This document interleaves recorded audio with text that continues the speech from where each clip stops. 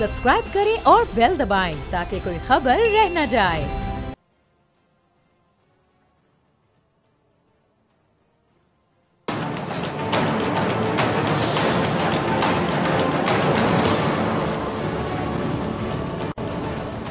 अस्सलाम वालेकुम, मैं हूं डॉक्टर फ़ज़ा खान और मैं हूं पाकिस्तान। तवील इंतज़ार के बाद खदशे, वसवसे, उम्मीदें और तवक्कुआत लिए आखिर वो बैठक जम ही गई जिसका सबको बेसब्री से इंतजार था। आज से पहले सूरत हाल ये थी कि पाकिस्तान तहरीक इंसाफ और हुकूमत इत्तेहाद मुज़ाकरात पर हामी पहल करने में सींग फंसा चुके थे। पीटीआई का ये कहना था कि हमने मुज़ाकराती कमेटी बना दी, अब हुकूमत आगे बढ़े और बातचीत का आगाज़ करे। अब दूसरी जानिब हुकूमत का कहना था कि कमेटी बना दी है तो मुज़ाकरात की बाकायदा दरख्वास्त भी दें। कई रोज़ तक जारी पहले आप में ट्रेन छूटने को थी कि बानी पीटीआई के स्कूल फेलो और स्पीकर कौमी असम्बली अयाज सादिक साहब आगे बढ़े और उनकी बर वक्त मुदाखलत और ताउन से बात बिगड़ते बिगड़ते बन गई। आज स्पीकर कौमी असम्बली की मेज़बानी में पाकिस्तान तहरीक इंसाफ और हुकूमत इत्तेहाद में बाज़ाब्ता बातचीत का आगाज़ हो गया है। हुकूमत की जानिब से नायब वज़ीर आज़म और वज़ीर ख़ारजा Ishaq Dar, Rana Sanaullah, senator Irfan Siddiqui, people's party से राजा परवेज़ अशरफ, नवीद कमर, हुकूमती इत्तेहादी जमात MQM पाकिस्तान के चेयरमैन खालिद मकबूल सदीकी, इस्तेकाम पाकिस्तान पार्टी से अलीम खान, मुस्लिम लीग काफ से चौधरी सालिक और बलोचिस्तान अवामी पार्टी से सरदार खालिद मगसी शामिल शरीक हुए। और दूसरी जानिब पाकिस्तान तहरीक इंसाफ की जो मुज़ाकराती टीम है उसमें साहिबजादा हामिद रज़ा और असद कैसर और अलामा राजा नासिर अब्बास ने नुमाइंदगी की। अच्छा, हैरत अंगेज़ तौर पे उमर अयूब, सलमान अकरम राजा, हामिद खान और जो अली मीन गंडापुर साहब हैं वो शरीक नहीं हुए हैं। और मुज़ाकरात की जो इब्तदाई मुलाकात है उसमें ज़बानी कलामी मुतालिबात का सरसरा सा जिक्र हुआ और कुछ गिले शिकवे शिकायतें भी हुई। डेप्यूटी वज़ीर आज़म इसाक डार ने शिकवा किया कि हुकूमत जब भी मुज़ाकरात की बात करती है तो दूसरी जानिब से एक ट्वीट आ जाता है जिस पर असद कैसर ने इत्तफाक करते हुए कहा कि उन्होंने अपनी कोर कमेटी में इस मसले पर काफ़ी डिटेल से बात की है और इस अमल की मजम्मत भी करते हैं। इजलास के आखिर पर स्पीकर ने प्रेस कॉन्फ्रेंस में दोनों फरीकैन का शुक्रिया अदा किया और कहा कि मुज़ाकरात मस्बत और साजगार माहौल में हुए हैं, हम सब ने मुल्क के लिए बात करनी है। स्पीकर कौमी असम्बली अयाज सादिक का क्या कहना था, ज़रा सुनिएगा। जी, तो सुना आपने स्पीकर साहब को। इस हवाले से मुज़ाकरात की जो पहली मुलाकात का इख्तिताम है उस पर एक मुश्तरका प्रेस रिलीज़ भी तैयार की गई जिसे सेनेटर इरफान सदीकी ने पढ़कर सुनाया और कहा कि आइंदा मुलाकात में मुतालिबात दस्तावेज़ात की शक्ल में सामने रखे जाएंगे। उनका क्या कहना था, ज़रा सुनिएगा। अच्छा, आज ही की नशिस्त में यहाँ असद कैसर साहब का ये कहना था कि हुकूमत बानी पीटीआई से मुलाकात करने का जो मुतालबा है वो मंजूर कर लिया है और हमने बानी पीटीआई की रिहाई और जो सीनियर जजेस उन पर मुश्तमिल कमीशन बनाने का मुतालबा भी किया। असद कैसर साहब का क्या कहना था, ज़रा ये भी सुन लीजिएगा। और आज ही अगर देखा जैसी नशिस्त में असद कैसर ने बानी पीटीआई की रिहाई का मुतालबा सामने रखा है, जबकि दूसरी जानिब अलामा राजा नासिर अब्बास का मौके बिल्कुल ही बरक्स था। उनका कहना था कि बानी पीटीआई आइन और कानून की बालादस्ती चाहते हैं, वो कभी नहीं कहेंगे कि मुझे रिहा करो। ज़रा सुन लीजिए। जी, आपने सुन लिया दोनों को। अब सच क्या है, पीटीआई का जो बयानिया काफ़ी ज़्यादा कन्फ्यूजन फैला रहा है, पैदा कर रहा है। इसमें यकसानियत आखिर क्यों नहीं होती, सवाल का जवाब पीटीआई पे छोड़ते हुए मिलिट्री कोर्ट्स के हवाले से पाकिस्तान तहरीक इंसाफ के मौके पर मैं बात करूंगी। आज भी अपोजिशन लीडर उमर अयूब ने कहा कि मिलिट्री कोर्ट्स का जो फैसला है वो हम नहीं मानते, उन्हें आला अदालतों में चैलेंज करेंगे। ज़रा उन्हें सुनिएगा। जी, तो इन सब बयानात से हटकर साबिक सदर आरिफ अलवी ने बानी पीटीआई के पुराने बयानिया दोहराते हुए कहा है कि मुज़ाकरात उनसे ही कामयाब होंगे जो मुल्क के फैसले करें। तो फिर यहाँ सवाल ये पैदा होता है कि क्या ये मुज़ाकरात रेलवे स्टेशन पर किसी खैबर मेल के इंतज़ार में वक्त गुजारी के लिए होने वाली कोई गपशप है? ये बात भी अहम है कि अभी तक बानी पीटीआई ने सिविल नाफरमानी की तहरीक वापस नहीं ली और वो इससे दबाव बढ़ा रहे हैं। और दूसरी जानिब मिलिट्री कोर्ट्स के फैसलों से भी अपोजिशन परेशान और दबाव में है। इस दबाव में होने वाले जो मुज़ाकरात हैं उनमें किसके हाथ में आखिर क्या आएगा? क्या मुकालमे से अदयाला का जो फाटक है खुल भी सकेगा? क्या 9 मई के लिए जुडिशल कमीशन बनेगा या फिर मिलिट्री कोर्ट सजाएं सुनाकर जिम्मेदारों को वाकई कैफरे कुरदार तक जल्द अज जल्द पहुँचाएंगे? सूरत हाल में किसे मात होगी, किसकी जीत होगी? इन सारे सवालों के जवाब तलाश करने के प्रोग्राम में मेरे साथ मौजूद मेहमान हैं शहरा रज़ा साहबा, बहुत शुक्रिया ज्वाइन करने के लिए। मलिक साहब आपका भी बहुत शुक्रिया वक्त देने के लिए। स्टूडियोज़ में सेनेटर नासिर भट्ट साहब मेरे साथ मौजूद है, आपका भी बहुत शुक्रिया भट्ट साहब तशरीफ लाने के लिए। भट्ट साहब चूँकि यहाँ पे तशरीफ रखते हैं इसलिए उनसे शुरू कर लेते हैं। भट्ट साहब, मुज़ाकरात तो शुरू हो गए, तलाल चौधरी साहब ने क्या मुज़ाकरात किसी NRO के लिए नहीं हो रहे हैं? मतलब NRO की बात की गई है पीटीआई की जानिब से? बिस्मिल्लाहिर्रहमानिर्रहीम। देखें, मुज़ाकरात तो पहले दिन से हुकूमत कह रही थी कि अपोजिशन के बैठ के करते हैं, तो उस वक्त तो वो इमरान खान साहब नहीं मानते थे, कहते मुज़ाकरात उनसे करने हैं। अब उनसे किन से होते होते उनको उनको समझ आई कि आखिर मुज़ाकरात हमने हुकूमत से ही करने हैं, जो मसाइल है उनका हल हुकूमत के साथ बैठ के ही होगा।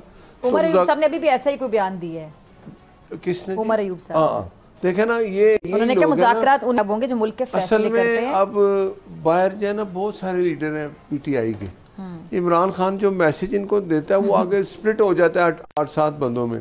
वो हर बंदा को अपनी, मेरा तो ये सजेशन उनके लिए कि एक ही बंदा बात करे तो बेस्ट होती है, चाहे वो असद कैसर साहब है या कोई भी है, बाकियों को खामोश से सुनना चाहिए। वो गंडापुर साहब है, मेरा नहीं ख्याल कि वो अभी तक उन्होंने गंडासा फेंका है कि नहीं, लेकिन ये बहुत अच्छी बात है कि मुज़ाकरात होंगे। वो तो आए भी नहीं ना हाँ, वो नहीं, वो आ जाएंगे। वो कल नकवी साहब के साथ भी बैठे थे, जिनको कहते थे मैं नहीं छोड़ूंगा, तो उनके साथ बैठ गए ये वो इसी तरह। लेकिन मुज़ाकरात होने चाहिए पाकिस्तान की अवाम की बेहतरी के लिए, और जो हालात है उसमें अगर इमरान खान साहब सिंसियर हैं तो ये मुज़ाकरात चलेंगे। हुकूमत ने तो अपनी सिंसियरिटी दिखा दी है, स्पीकर साहब ब्रिज बन गए हैं, मुज़ाकरात होंगे। लेकिन उसकी आड़ में ये जो मैं सुन रहा था कि जी जेल से बाहर आएंगे, जेल से बाहर तो फिर एनआरओ नहीं मिलेगा। जेल से बाहर आएंगे जब अदालतों में जाके अपनी बेगुनाही साबित करेंगे और अदालत ही दरवाज़ा खोलेगी। अदालत ही अगर डिसाइड करेगी कि इमरान खान बाहर आ जाए तो आ जाएगा। बाकी हुकूमत से अगर वो ये तवक्को करते हैं कि वो बाहर आएंगे, पता नहीं कौन सा तरीका है, मुझे नहीं पता, कि वो कहते हैं जो हुकूमत इमरान खान को बाहर लाए, ये नहीं हो सकता। मुज़ाकरात शुरू हैं, आप देखें इनकी सिंसियरिटी। 3 लोग आए हैं मेरे ख्याल है, बाकी 4 जो है वो आए। मैं सुन रहा था गंडापुर कह रहा है मैं तो आऊँगा ही नहीं। तो अब ये चीज़ें जो है ये फिर कौम देख रही है, अवाम देख रही है। हम तैयार हैं मुज़ाकरात के लिए, शुरू से तैयार थे, लेकिन उसका रवैया शुरू में भी ऐसे ही होता था। जब वो मुसल्लत हुआ तो कहते थे मैंने तो अपोजिशन से बात ही नहीं करनी और की नहीं कभी। तो अब इमरान खान को, क्योंकि जब से वो फैज़ हमीद जो है ना वो उसके ताने बाने मिल रहे हैं, तो 9 मई के लोगों को अब सज़ा हो रही है। देखें 9 मई ये पहले दिन मान लेता कि मेरा कसूर है, मैंने अपनी आवाम को फोर्सेस पे इस तरह हमले करने के लिए उकसाया, मुझे मेरी ये गलती थी। अब सज़ाएं भी 25 लोगों को हो गई हैं, बाकी भी आ जाएंगे। तो 190 मिलियन का भी फैसला होने वाला है। तो हम नहीं चाहते कि अपोजिशन जो है, क्या एक्सपेक्टेड है बाय द वे? देखिए वो हो सकता है, लेकिन बात ये है कि ये फैसले अदालत नहीं कर रहे हैं। हुकूमत इन्वॉल्व नहीं हो सकती है अदालतों के फैसलों में। हाँ, अभी ये जो 190 का वो तो एक ओपन एंड शट केस है कि वो मलक रियाज के पैसे थे, इधर आए, इन्होंने ला दिया अपना वो एक लेटर हाथ में और कैबिनेट को कहा ये मैं जमा करा रहा हूँ मलक रियाज का जुर्माना। तो ऐसी चीज़ें भी सामने हैं, लेकिन मुज़ाकरात होने चाहिए। उसके लिए ये कुछ सोचे कि एनआरओ ले रहे हैं, लेकिन अब एनआरओ अगर वो मांग रहे हैं तो एनआरओ ऐसे मिलता नहीं है। और इमरान खान वो नफरमानी की तहरीक वैसे पहले भी उन्होंने चलाई थी, उसका भी आपने देखा क्या अंजाम हुआ। और अब अगर इमरान खान को समझ आ गई है कि हमने अवाम की बेहतरी के लिए अगर बात करनी है तो फिर हुकूमत से ही करनी है, तो हुकूमत से बात कर रहे हैं, एक कमेटी बन गई, आगे देखें क्या होता है। ठीक है जी। मलिक अहमद साहब, आपने नासिर भट्ट साहब को भी सुना। ये आज मुज़ाकरात की पहली नशिस्त थी, लेकिन मलिक साहब इसमें आपके इतने मेंबर्स शरीक ही नहीं हो सके। सलमान अकबर राजा नहीं आ सके, अलीमीन गंडापुर साहब नहीं आ सके, जो नहीं आ सका, क्या वजह थी? देखिए जी, बात यह कि वो तो तदाइया था स्टेट पे, तो मेरा ख्याल में PORC तो वो तय हो गए और अगली डेट भी गालबन 2 तारीख हुई है। तो मैं तो ये समझता हूँ कि भट्ट साहब जिस तरह ये कह रहे हैं ना जी, एनआरओ की बात किसी ने नहीं की और ना ही एनआरओ की बात हमने करनी है। अगर एनआरओ बात इमरान खान ने या पाकिस्तान तहरीक इंसाफ ने करनी होती तो इतना अरसा जेल में ना रहते। एनआरओ तो दूसरे दिन मिल जाता है। देखिए एनआरओ के कहीं भी बंदा चला जाता है, ये हमारे साबका हुक्मरान जितने भी हैं वो एनआरओ ले चुके हैं और उनके लिए बड़ा आसान हल होता था। जेल में से लोग निकल के चले गए हैं। उस वक्त की गवर्नमेंट ने भी उनको जेल से बाहर भेजा था, कन्विक्टेड थे उस वक्त मियां नवाज शरीफ जब एनआरओ लेके वो सऊदी अरब थे। तो एनआरओ की बात नहीं है, बात है असूल की कि 8 फरवरी के बाद 9 मई को जो वाकया हुआ है उसकी मिलिट्री कोर्ट्स में सजाएं हुई हैं, हो गई सजाएं। पैरेलल उन्हीं केसों में अभी तक फर्द जुर्म भी आयद नहीं हुआ। देखें ITC के कोर्ट्स में भी फर्द जुर्म आयद नहीं हुआ।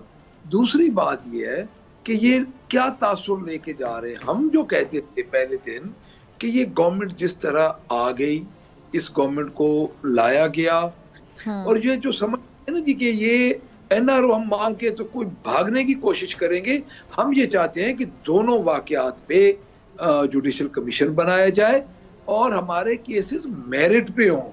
हम ये नहीं चाहते कि हमें भी पता है कि अडयाला जेल का दरवाजा को हमारे लिए सुबह नहीं खुल जाना कि हम के साथ मुज़ाकरात कामयाब भी हो जाते हैं, लेकिन कम से कम ये तो हो कि उन केसेस का फैसला मेरिट पे हो।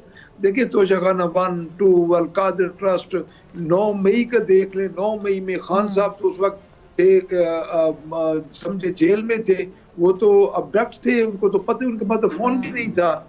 यानी ये चीजें जो है अब मुज़ाकरात क्योंकि हो रहे हैं, दोनों तरफ से कमेटीज बन चुकी हैं। आज एक इब्तदाइया एक इनिशियल स्टेज पे उनकी बातचीत हो गई है। तो मेरा ख्याल है कि जो वज़रा साहबान बयान दे रहे हैं उनको अपने बयानात से इज्तनाब करना चाहिए। देखिए यही तारड़ साहब है और तलाल साहब हैं। इन्होंने, तारड़ साहब ने कहा कि 24 नवंबर को कि एक दिन में एक छांटा लगेगा, सब भाग जाएंगे। तो डी चौक को उन्होंने छांटा लगा दिया निहत्ते अवाम पे। तो मैं ये समझता हूँ कि इनको गैर जिम्मेदाराना जितने ये बयानात दे रहे हैं इनके वज़रा, फिलहाल इज्तनाब करना चाहिए। अगर इनको गारंटी उधर से होती है तो ये मुज़ाकरात चलेंगे। हम तो अब भी कह रहे हैं कि जो लाने वाले हैं उन्होंने ही इन मुज़ाकरात को कामयाब करना है जी। अगर उनका दिल नहीं होगा तो ये मुज़ाकरात कामयाब नहीं होंगे जी। शैला साहब, आप पूरी सिचुएशन को कैसे एनालाइज करती हैं? आप सीनियर सियासतदान भी हैं, आप अब इसमें पीपल्स पार्टी के लोग भी शामिल हैं। आपको क्या लगता है कि पीपल्स पार्टी का क्या किरदार हो सकता है? और बड़े मंजे हुए सियासतदान हैं जो इसमें शामिल हैं, क्या देख रही हैं आप? हाँ, सबसे पहले तो मैं आपको ये बात बताऊं कि इन मुज़ाकरात की दावत जो अब शुरू हुए, स्पीकर साहब को बिल्कुल इसका क्रेडिट जाता है। जब हमारा सेशन शुरू हुआ और पार्लियामेंट्री एडवाइजरी कमेटी बैठी तो उसमें जहां स्पीकर साहब अपना रोल प्ले कर रहे थे, वहां पीटीआई की तरफ से बहुत ज़्यादा ये एक शिद्दत दिखाई दे रही थी कि वो भी मुज़ाकरात चाह रहे थे। तो इसके बाद पार्लिमानी कमेटी जो है जिसकी सदारत खुर्शीद शाह करते हैं, उसका भी जिक्र किया गया कि मुज़ाकरात हो और वहाँ पर भी बातचीत शुरू की जा सकती है। बहरहाल जो कुछ दरमियान में हुआ वो एक अलग बात है, लेकिन मैं इस बात को बिल्कुल मानती हूँ कि क्योंकि मुज़ाकरात ही वाहिद हल है, तो उसमें एक TOR में ये बात लिख ली जाए कि जब तक मुज़ाकरात हैं दोनों तरफ से कोई बयान नहीं दिया जाएगा। क्योंकि जिस तरह की सूरत हाल चल रही है कि ख़ास तौर पर PTI की, क्योंकि उनकी तर्ज सियासत ये रही है कि मुख्तलिफ बयानिए मुख्तलिफ पार्टी के जो बड़े हैं उनके ज़रिए करवाए जाते हैं और फिर बहुत सारा वो कुछ हो जाता है जो नहीं होना चाहिए था। और इसलिए मैं ये चाहती हूँ कि एक तो यहाँ खामोशी भी हो और उसके बाद एक अच्छे माहौल में मुज़ाकरात हो जाएं। जहाँ तक बात है, देखिए खुद ये रूल ऑफ लॉ की बात करते हैं। मैं ये समझती हूँ कि ये मुज़ाकरात हमें एक बेहतरीन वर्किंग रिलेशनशिप की तरफ ले जा सकते हैं। ठीक है, पार्लियामेंट को अपना किरदार अदा करना और पार्लियामेंट के बाहर पॉलिटिकल पार्टीज को भी अपना किरदार अदा करना है। जो इस वक्त सूरत हाल है वो बहुत संगीन है। हमें दुनिया की तरफ भी देख रहे हैं, अपने मुल्क के अंदर हमारे यहाँ जो दहशतगर्दी है वो भी है। ऐसे में पॉलिटिकल अनसर्टेनिटी जो है वो हमारे लिए बहुत गलत होगी। तो अब अगर जो चीज़ शुरू हो गई है तो वो उसमें भी न ट्विटर पे कोई एक ट्वीट आना चाहिए, न मुख्तलिफ वज़रा की ज़बान से मुख्तलिफ वज़रा की भी बयान में और मुख्तलिफ PTI के लीड डेलीगेशन जो कि इसमें होगा उनको बोलना है, ना आउटसाइडर को बोलना है। तो फिर किसी मंतक पर पहुंचेंगे। लेकिन अगर ये बात कर ली जाए कि जी उनको रिहा किया जाए तो ये अदालतों का काम है और वो ही करेंगे। ठीक है जी, ठीक है। मुझे ब्रेक का कहा जा रहा है, तीनों मेहमान मेरे साथ मौजूद हैं। आपसे मुलाकात ब्रेक के बाद।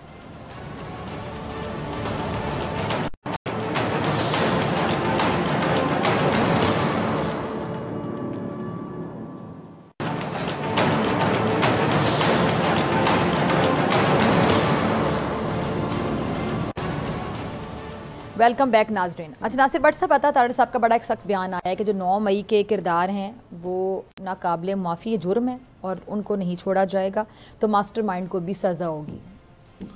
तो देखें ना, ये तो एक ओपन बात है। पाकिस्तान के हर बंदे से आप पूछें 9 मई किसने किया। 9 मई में जो लोग मुलविस थे वो कौन थे? वो कुछ वज़रा वो यास्मीन राशिद साहिबा थी, उनकी वीडियो, बाकी एक वो पेन लहराई गई, वो कौन था? बाकी इमरान खान ने पहले कहा कि भाई वो मुझे फुटेज दिखाएं, फिर उसने कहा अच्छा मुझे वीडियो दिखाएं, मैं देखता हूँ। मुराद ये है कि 9 मई तो करने वाले जो लोग हैं, जो पकड़े गए, जिनको सज़ा हुई है, उनके आप देखें हाथों में कौन से झंडे उड़े हैं। किसी ने सर पे झंडा बांधा हुआ है, वो पीटीआई के है। और एक बात, अगर बाकी लोग भी सब जो पकड़े जाते हैं और जब पीटीआई के हैं, तो फिर ये रास्ता उधर जाएगा कि असल जो मास्टरमाइंड था वो था इमरान खान। इमरान खान ने फिर ये किया ना। आप बताएं, तारीख में, पाकिस्तान की तारीख में कौन ऐसी अपोजिशन जमात थी जिसने आके आज तक अपनी फोर्सेस पे हमला किया है? कोई नहीं मिलेगी आपको। और वो फोर्सेस पे हमले किए, आग लगाई, अंदर चले गए, GHQ के अंदर घुसने की कोशिश की, वहाँ सब कुछ किया। ये कौन करता है? तो ये इनको तो माफ़ी मिलनी नहीं चाहिए। ये इंसाफ देर से हुआ है। अगर सुप्रीम कोर्ट में ये PTI वाले ना जाते और ये इसको ये स्टे ना लेते तो ये पहले फैसले हो जाते। अब बाकी भी फैसले हो जाएंगे। और मेरा ख्याल है जो 9 मई के कसूरवार हैं उनको सज़ा दी जाए। और देखें वो वीडियो आप देखें कि जो जिन लोगों को सज़ा हुई है सॉरी, वो वीडियो में देखें वो तोड़ रहे हैं चीज़ें, आग लगा रहे हैं, वो बड़ी बड़ी बातें कर रहे हैं, अपनी वीडियो बना रहे हैं, सोशल मीडिया पे लगे हुए हैं।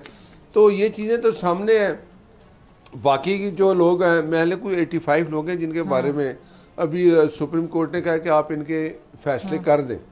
तो अगर ये पहले इजाज़त हो जाती तो पहले फैसले हो जाते। अगर वो समझते हैं कि ये बेगुनाह है या उनके साथ ये ज़्यादती हो रही है, तो वो उनके पास ऑप्शन है, वो हाई कोर्ट चले जाएंगे, सुप्रीम कोर्ट। लेकिन बात है, कुछ लोग मैं सुनते हैं कहते हैं जी ये मिलिट्री कोर्ट में क्यों केस चल रहा है। भाई जब आप मिलिट्री को आर्मी के तनसीबात में हमले करेंगे तो उसका तो फिर कोर्ट वहीं चलेगी ना, अदालत तो वहीं होगी, फिर वही फैसला करेंगे कि हमारे साथ क्या हुआ है। और ये चीज़ें अब आपको खुलेआम नजर आनी चाहिए कि ये कभी भी पाकिस्तान की हिस्ट्री में नहीं हुआ कि अपनी सियासी जमात है, अपोजिशन में है, हुकूमत में, सियासी जमात कोई भी है, वो कभी भी अपनी फोर्सेस पे हमले नहीं करते। अब इसका अगर खुरा जाके इमरान खान से मिलेगा तो वो उसका जवाब देंगे। ये भी देखें, एक अपने कहते हैं ना कि अपने एक इदारे ने अपने लोगों के अगर उनके खिलाफ फैसले उन्होंने इंसाफ घर से उन्होंने शुरू कर दिया है। फैज़ हमीद के बारे में अगर फैसला हो रहा है तो उन्होंने खुद फैसला किया है कि ये गलत हुआ है, तो ये नहीं होना चाहिए, आइंदा के लिए मिसाल बन जाए। तो अब इमरान खान को चाहिए था पहले दिन अगर वो माफ़ी मांग लेता या क्या देता, जी अगर मैंने ये कसूर किया है, ये मेरी वजह से वहाँ चले गए हैं, मैंने अपने कारकुनों को अपनी फोर्सेस के ख़िलाफ़ उकसाया है, तो शायद कौम माफ़ी कर देती और ये केस इस तरह आगे ना जाते। अब ये इनका ये भी है। और 29 अक्टूबर आप देखें ना क्या हुआ। इन्होंने आके डी चौक में क्या कुछ किया। वो बुशरा बीबी आखिर भाग गई खुद छोड़ के कारकुनों को। वो गंडापुर था, वो कभी क्लाशनकोफ हाथ में लेता था, पंजाब की तरफ जा रहा है। कौन वज़ीर आला ये करता है? सारी अपने पंजाब की जितनी उसकी ताकत थी वो आके वफाक पे इस्तेमाल कर रहा था। तो ऐसे लोगों की तो माफ़ी नहीं होनी चाहिए। बाकी जो लोग बेकसूर होंगे वो अपनी बेगुनाही साबित करके बाहर आ जाएंगे, जो कसूरवार हैं उनको सज़ा मिलेगी। और ये चीज़ होनी चाहिए, एक मिसाल होगी कि आइंदा ज़िंदगी में कोई अपनी फोर्सेस पे अपने लोग, ये तो दुश्मन करता है, अपने लोग तो ये नहीं करते हैं। और देखिए इनके जब PTI ने कोशिश की डी चौक में आने की, जब आए भी तो उनके साथ गैर मुल्की पकड़े गए। ये कौन करता है? आपने कभी सुना? गन्स वाले पकड़े गए, लोग पकड़े गए, जड़े कितने लोग थे जो गैर मुल्की पकड़े गए। तो इस्लामाबाद पुलिस के लोग, एक पुलिस वाला शहीद हो गया, 3 रेंजर वाले शहीद हो गए और 100 से ज़्यादा पुलिस वाले ज़ख्मी हुए। तो ये कौन करता है? ये एहतजाज इस तरह वो कह रहे थे जी पुरअमन एहतजाज। अगर ये पुरअमन एहतजाज था तो ठीक है, पुरअमन एहतजाज किया जमात इस्लामी ने, जब वो आए वो बैठे रहे। फिर मौलाना साहब आए, वो भी आके उन्होंने तो एक पता भी नहीं तोड़ा। ठीक है जी, कोई इमरान खान जब भी आता है, चाहे वो इस्लामाबाद आया है चाहे कहीं आया है, तो उसने आग भी लगाई है, दरख्त भी काटे हैं, नुकसान भी दिया है, अपनी फोर्सेस के खिलाफ हमले किए हैं। तो ऐसा नहीं करना चाहिए। अब मेरा ख्याल है कि ये सारा कुछ देख के अब इमरान खान को ये एहसास हो गया है कि पुरअमन एहतजाज में ही बेहतरी है। देखे हर चीज़ का हल एहतजाज में नहीं हो, एहतजाज पुरअमन करे, लेकिन मसले का हल जो होता है मुज़ाकरात से होता है। अगर मुज़ाकरात के लिए राज़ी हो गया इमरान खान, अभी भी कोई पता नहीं यू टर्न ले ले सर। लेकिन आपकी पार्टी में भी, खैर मैं आपकी तरफ बाद में आती हूँ, कुछ लोग ऐसे हैं जो मुज़ाकरात पे शायद मुज़ाकरात के हामी नहीं है, जैसे कि ख्वाजा आसिफ, तलाल चौधरी, इस तरह के बयानात जो सामने आ रहे हैं, अता तारड़ साहब। खैर मैं इस पे बाद में आती हूँ, बाकी मेहमानों को भी शामिल गुफ्तगू कर लेती हूँ। मलिक अहमद साहब, 9 मई के हवाले से अता तारड़ साहब की जो स्टेटमेंट है वो आपने भी सुनी होगी, इस पर भी अपना मौक़िफ़ दे दीजिएगा। और अब मुज़ाकरात ज़ाहिर बात है चंद दिनों में तो ख़त्म नहीं होंगे, अगली नशिस्त होगी 2 जनवरी को, तो तब तक क्या ये सिविल नाफरमानी की वो जो कॉल है वो मौखिर समझें? देखिए जी, बात यह है कि अता तारड़ साहब की उस बयान पे मैं क्या तबसरा करूं। इधर से मुज़ाकरात शुरू हुए तो अता तारड़ साहब के बयान को मैं इसलिए संजीदा नहीं लेता कि उन्होंने तो एक गले में मुसीबत अपने वजीर आजम के गले में डाल दी 2 दिन पहले, ये बात करके कि यहाँ छाटा लगेगा और सब भाग जाएंगे। ये तो बातें जब आगे टाइम आएगा तो निकलेंगी जी। अभी तो इनके पास बंदूक भी है और इक़्तिदार भी है, हर चीज़ इनके पास है, तो अभी तो ताकत चूँकि इनके पास है तो ये कर सकते हैं। तो मैं ये समझता हूँ कि ये 9 मई का भी जो उनका बयान है, तो बिल्कुल 9 मई का हम जुडिशल कमीशन क्यों कह रहे हैं? हमने को कहा है कि 9 मई की हमें माफ़ी दे दी जाए, जो 9 मई में हम कसूरवार हैं हमें छोड़ा जाए। हम कह रहे हैं जुडिशल कमीशन बनाया जाए, और ये इन्हीं मुज़ाकरात की मेन TORs में से ये एक TOR है कि पहले सिर्फ 9 मई था, अब 26 नवंबर भी है कि जुडिशल कमीशन बनाया जाए। लेकिन मैं इस बात पे बिल्कुल एग्री हूँ कि उस वक्त तक, जब तक हमारी मुज़ाकराती कमेटी काम कर रही है, गवर्नमेंट की तरफ से मुज़ाकरात शुरू हुए हैं, हमारी तरफ से, तो हमें कम से कम इस किस्म के बयानात से इज्तनाब करना चाहिए जिससे कि मुज़ाकरात में रुकावट आए। और ख़ुसूसन ऐसे लोग जो स्पोक्स पर्सन हों पार्टीज के या जमात के, और हमेशा फिजा मैं आपको अर्ज करूं कि हमेशा इनिशिएटिव गवर्नमेंट लेती होती है, अपोजिशन के पास देने को कुछ नहीं होता। अपोजिशन तो पहले, और खासकर आजकल के मखसूस हालात में, जब भट्ट साहब जो ये कह रहे थे कि रेंजर के, वो तो सबको पता है कि एक्सीडेंट में वो शहीद हुए, और उनका दुख हमें उतना ही है जितना अपने जो हमारे शोहदा डी चौक पे हुए हैं को ये नहीं। लेकिन उनका भी उन्होंने केस इमरान खान और उनकी वाइफ बुशरा बीबी पे डाल दिया है, आप सबके सामने है। इसमें कोई, देखिए 2 बंदे हैं गैर मुल्की पकड़े गए हैं, शनाख्ती कार्ड पाकिस्तान के थे वो पकड़े गए हैं। डी चौक मुझे ये बताएं को पाकिस्तान से बाहर था, डी चौक पे बंदे अगर पहुंच गए थे तो हुकूमत के पास जो रियासत होती है जिसको माँ कहते हैं, उसके पास काफ़ी तरीके होते हैं डिस्पर्स करने के। वाटर कैनन, वो गाड़ियाँ होती हैं, शेलिंग होती है। सर्दियाँ थी, इस्लामाबाद की सर्दी इतनी होती है, 2 दिन बाद हर कोर्ट जाता। तारुल कादरी साहब भी बैठे रहे थे कोई 10 दिन, आपको याद होगा। तो मैं ये समझता हूँ कि इस किस्म की अगर ये बातचीत चल भी पड़ी है तो इसको कम से कम एक मंतकी अंजाम तक पहुंचना चाहिए। हम पहले दिन से ये नहीं कह रहे कि हमें को माफ कर दिया जाए, उसकी वजह यह है कि हमारे पास भी सबूत हैं जो वक्त आने पर अब ताकतवरों के आगे सबूत पेश करने का कोई फायदा नहीं है। जिन्होंने केसेस में सजाएं दे दी हैं बगैर देखे, सिर्फ देखिए मैं अर्ज करता हूँ आपको, वही केसेस जो पैरेलल चल रहे हैं दहशतगर्दी की अदालत में, उसमें से कई केसों में तो एक्विटल हो चुके हैं और उन्हीं केसेस में सजा हो चुकी है।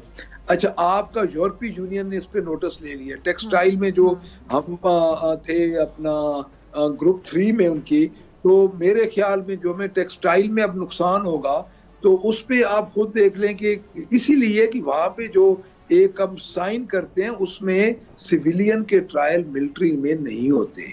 देखिए, मैं भट्ट साहब सेनेटर हैं और जस्टिफाई कर रहे हैं सिविलियन के ट्रायल्स को।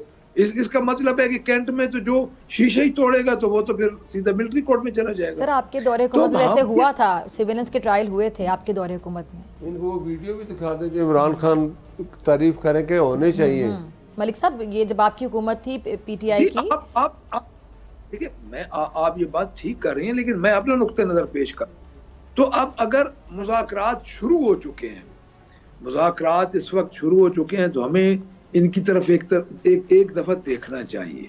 उसके बाद देखते हो, मैं ये समझता हूँ कि ये पाकिस्तान की सियासी जमातें, जो 3 बड़ी सियासी जमातें हैं, उनके पास आखिरी मौका है कि अपने आप को बाख्तियार कर लें, अपने आप को बाख्तियार करके ये मुज़ाकरात अपनी मेज पे अपने टीआरएस के साथ खत्म करें। ठीक है, ना किसी की तरफ देख। ठीक है शैला साहबा। बिलावल साहब, जी आप कुछ कहना चाह रही हैं? जी शैला साहबा प्लीज।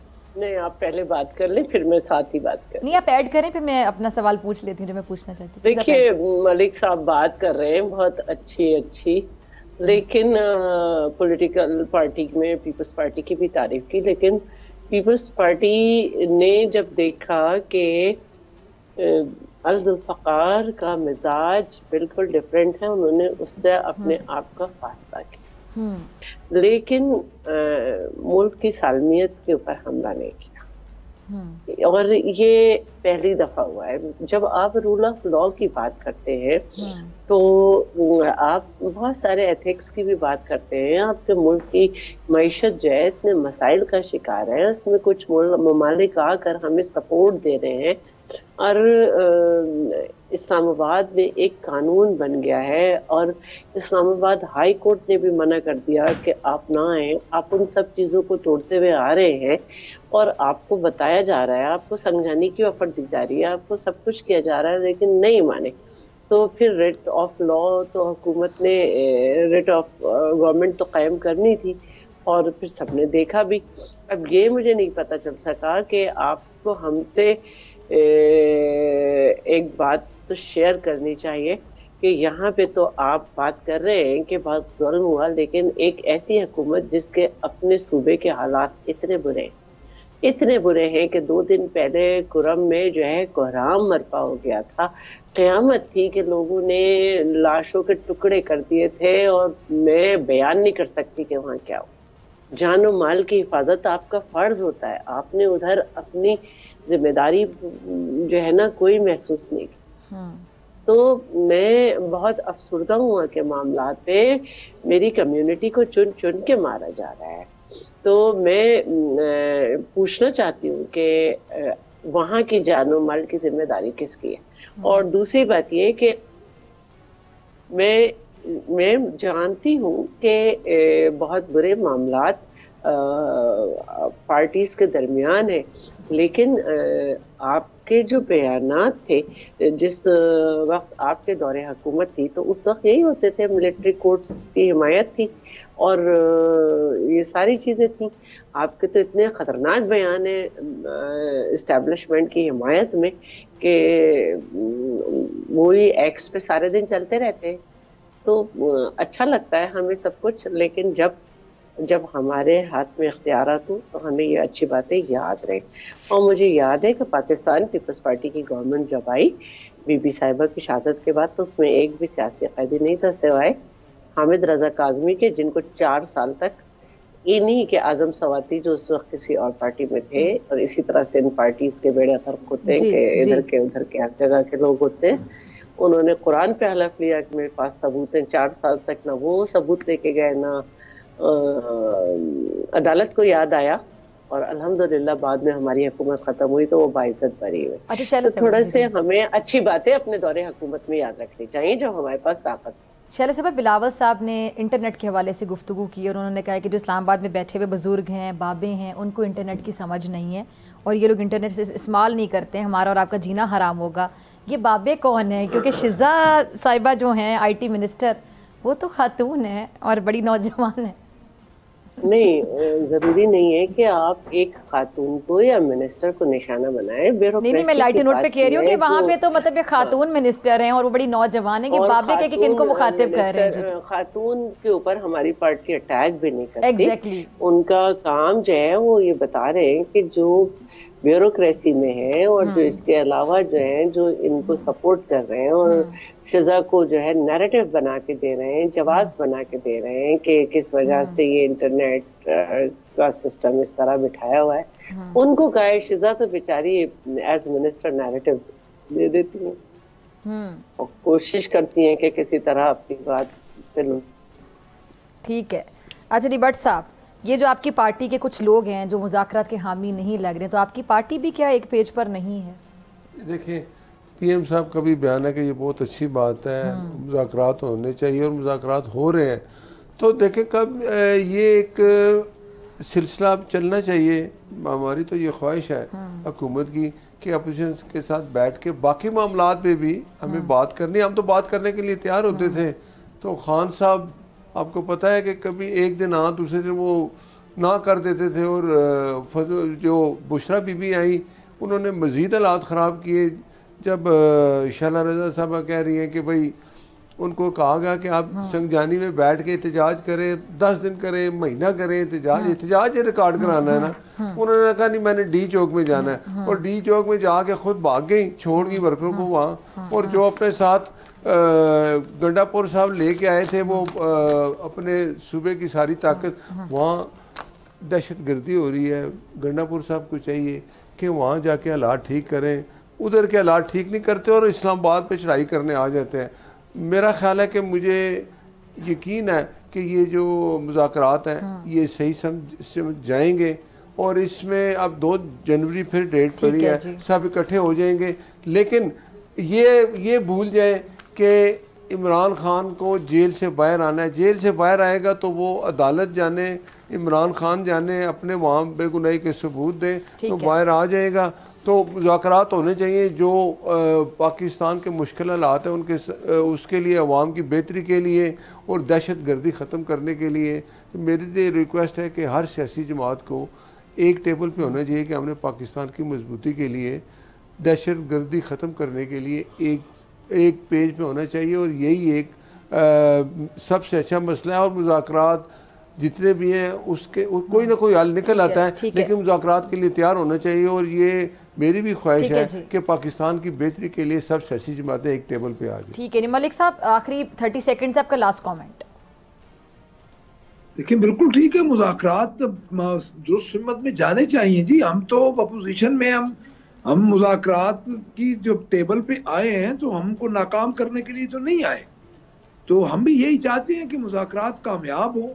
अब ये नीयत का और ये पता चलेगा जी 2 के बाद, जब तमाम तर चीज़ें चार्टर ऑफ डिमांड वो हमारा देखेंगे, हम उनके आगे रखेंगे, फिर उनका रद्द अमल होगा। तो मेरे ख्याल में मुज़ाकरात डेफिनेटली जब दोनों पार्टीज जितने भी स्टेक होल्डर्स हैं वो एक टेबल पे आते हैं मुज़ाकरात के लिए, तो अल्टीमेटली अपोजिशन की तरफ से तो जो है उसके, हमारी तरफ से तो ये बिल्कुल हम ये चाहते हैं कि मुज़ाकरात कामयाब हों। तो अभी यहाँ पे फायदा नहीं है कि कोई लंबी बात करें कि हमारा क्या चार्टर ऑफ डिमांड होगा, क्या होना चाहिए। वो है मुज़ाकराती ठीक है जी, चलें जी, चलें जी, ठीक है जी। तमाम मेहमानों को इसी के साथ मुझे दीजिए इजाज़त। आपसे मुलाकात होगी इंशाल्लाह कल सेम टाइम सेम चैनल। अगर ज़िंदगी ने वफा की, दुआओं में याद रखिएगा, अपना बहुत ख्याल रखिएगा। अल्लाह के बाद